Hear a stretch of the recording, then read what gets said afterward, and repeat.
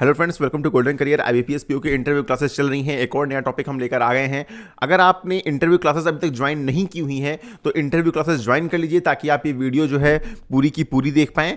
और अगर आपने इंटरव्यू क्लासेस ज्वाइन कर ली हैं तो अपना अकाउंट लॉगिन करके वीडियो देखिए, आपको ये इंट्रो पार्ट भी नहीं सुनना पड़ेगा, साथ ही आप जो है पूरी वीडियोस वहां पर देख पाएंगे। तो इंटरव्यू क्लासेस ज्वाइन करिए। वीडियो के डिस्क्रिप्शन बॉक्स में लिंक दिया हुआ है। 80 से ज़्यादा मार्क्स आप इजीली स्कोर कर पाएंगे। अगर रिव्यू देख रहे हैं और इंटरव्यू क्लास के तो यहाँ पॉज करके आप देख सकते हैं। एंड जब आप एक बार इंटरव्यू क्लास ज्वाइन करके लॉगिन करते हैं तो आईबीपीएस की इंटरव्यू के लिए लॉगिन करेंगे तो देखिए वीडियोस ऑलरेडी अपडेटेड हैं, सारे वीडियोस अपडेट कर दिए गए हैं। इस तरह करके आप हिंदी लैंग्वेज में देख सकते हैं और यहां पर आप जब इंग्लिश पे क्लिक करेंगे तो इंग्लिश में वीडियोस दिखेंगे। यहां से आप डेली न्यूज़पेपर एक्सेस कर सकते हैं हिंदी और इंग्लिश में, करंट अफेयर्स। और इसी तरह पीडीएफ सेक्शन में जाएंगे तो इंटरव्यू के लिए बहुत सारी देखिए पीडीएफ दी गई हैं जो पर्टिकुलरली इंटरव्यू के लिए हैं। इनको भी आप जरूर पढ़िए। चलिए वीडियो को स्टार्ट करते हैं। एंड डिस्क्रिप्शन बॉक्स में इंटरव्यू क्लास ज्वाइन करने का लिंक चेक करिएगा। एंड कोई डाउट है तो आप हमें मेल कर सकते हैं। अब हम बात करते हैं पीपीएफ के बारे में। देखिए, the scheme is called the public provident fund. इस स्कीम को हम क्या बोलते हैं? Public provident fund 2019। क्यों? क्योंकि 2019 में इसमें कुछ संशोधन किए गए, इसलिए अभी जो है पब्लिक प्रोविडेंट फंड स्कीम 2019 हो गई है। अकाउंट कौन खोल सकता है? देखिए, पीपीएफ अकाउंट जो है एक अकाउंट होता है जो एक भविष्य निधि खाता होता है। मतलब फ्यूचर के अपने यूज़ के लिए, रिटायरमेंट पर्पज से या टैक्स सेविंग के लिए लोग ओपन करवाते हैं। ये आपको बता दूं कि रीजनल रूरल बैंक्स में ये अकाउंट ओपन नहीं किया सकते हैं। These accounts can not be open in the regional rural banks and public provident fund scheme. You can open the account under the PPF scheme 2019। In individual में open the account जरूरी नहीं है कि वो सर्विस क्लास ही हो, service करता हो, job करता हो। It is not mandatory that person should be in any job in the government और the private job. Any individual can open the PPF account. An individual may also open one account on behalf of each minor or a person of unsound mind of whom he is the guardian. मतलब ये है, देखिए कि कोई भी individual वो जो है खुद का तो एक पीपीएफ अकाउंट खोल ही सकता है, लेकिन कोई माइनर है, उसका बेटा है, बेटी है, किसी का गार्जियन है, उसके बिहाफ, उसके साथ भी जो है उसके बिहाफ पे भी एक अकाउंट ओपन कर सकता है। अब बात करने से पैसा कितना डिपॉजिट करना होता है। देखिए, हर साल आपको इसमें मिनिमम 500 रुपये जरूर डिपॉजिट करना होगा और मल्टीपल ऑफ 50 में आप पैसे जमा कर सकते हैं। जैसे 550 हो गया, 600 हो गया, 650 हो गया। अगर आपको 620 रुपये जमा करना है तो ये अमाउंट नहीं जमा होगा। Amount should be in multiple of 50 rupees may be made in the account in a year. Any account in which the account holder having deposited 500 rupees in the initial year fails to deposit the minimum amount in the following year shall be declared discontinued. मतलब अगर आपने PPF account खुलवा लिया, 500 रुपये जमा कर दिए, उसके बाद उसके अगले साल से आप उसमें मिनिमम 500 रुपये भी जमा नहीं कर रहे हैं तो वो आपका जो पीपीएफ अकाउंट होगा वो डिसकॉन्टिन्यूड माना जाएगा। और जो अकाउंट आपका डिसकॉन्टिन्यूड हो चुका है वो वापस रिवाइव किया जा सकता है, लेकिन आपको उसमें 50 रुपीज़ की पेनल्टी पे करनी होगी। And account treated as discontinued may be revived during its maturity period on payment of a fee of 50 rupees along with the arrears of minimum deposit to the 500 rupees for each year. अब सुनिए, देखिए 2020 में आपने हमारा खुलवाया PPF account, उसमें 500 रुपये जमा कर दिए। अब आपने 2021 में कुछ नहीं जमा किया, 2022 में कुछ नहीं जमा किया, 2023 में कुछ नहीं जमा किया, 2024 में कुछ नहीं जमा किया, 2025 में गए, बोले भैया हमें अपना पीपीएफ अकाउंट वापस स्टार्ट करवाना है, तो आपको 50 रुपीज़ पेनल्टी लगेगी। 2021 1 साल, 2 साल, 3 साल, 4 साल, 500 रुपये के हिसाब से 4 साल के हिसाब से 2000 रुपये आपको 2050 रुपये बैंक में जमा करने पड़ेंगे अपने पीपीएफ अकाउंट में। तब आपका अकाउंट जो है वापस जो है एक्टिवेट हो जाएगा। लेकिन आपका जो अकाउंट में बैलेंस आएगा वो सिर्फ 2000 रुपये आएगा। ये पेनल्टी वाले पैसे आपको नहीं मिलेंगे। अगर हम प्रेजेंट के इंटरेस्ट रेट की बात करें तो ये है आपका 7.1% पर एनम। मिनिमम इन्वेस्टमेंट 500 रुपये करना है। मैक्सिमम एक साल में आप कितना जमा कर सकते हैं? 1.5 लाख।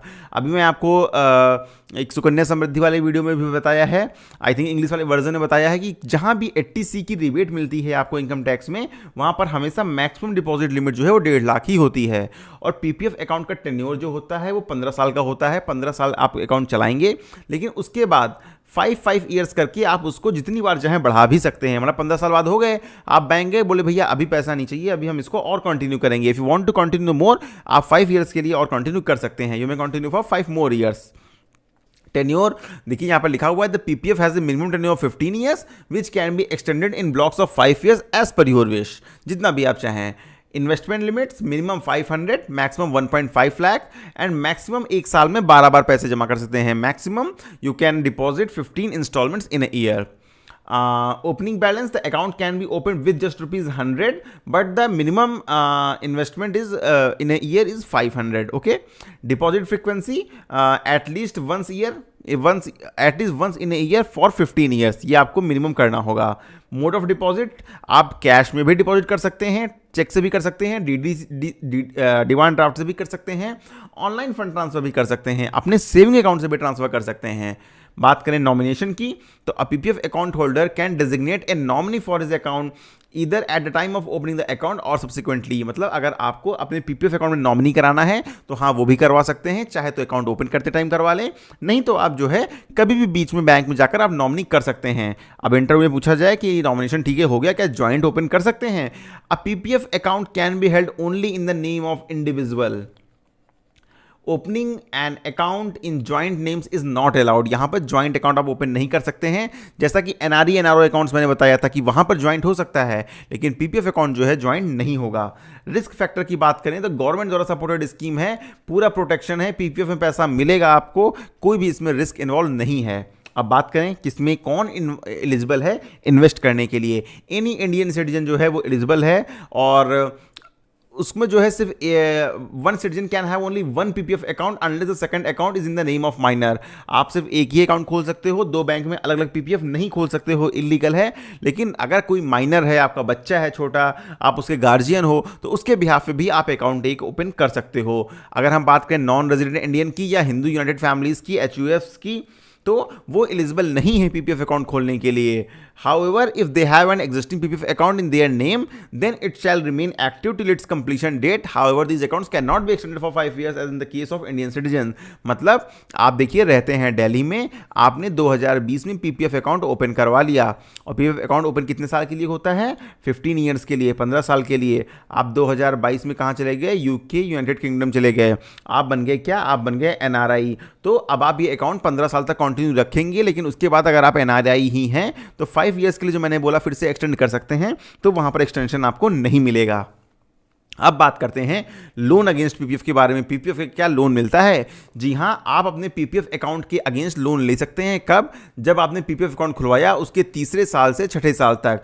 लेकिन जो मैक्सिमम टेन्योर होगा लोन के पेमेंट का वो 3 साल ही होगा, 36 महीने होगा.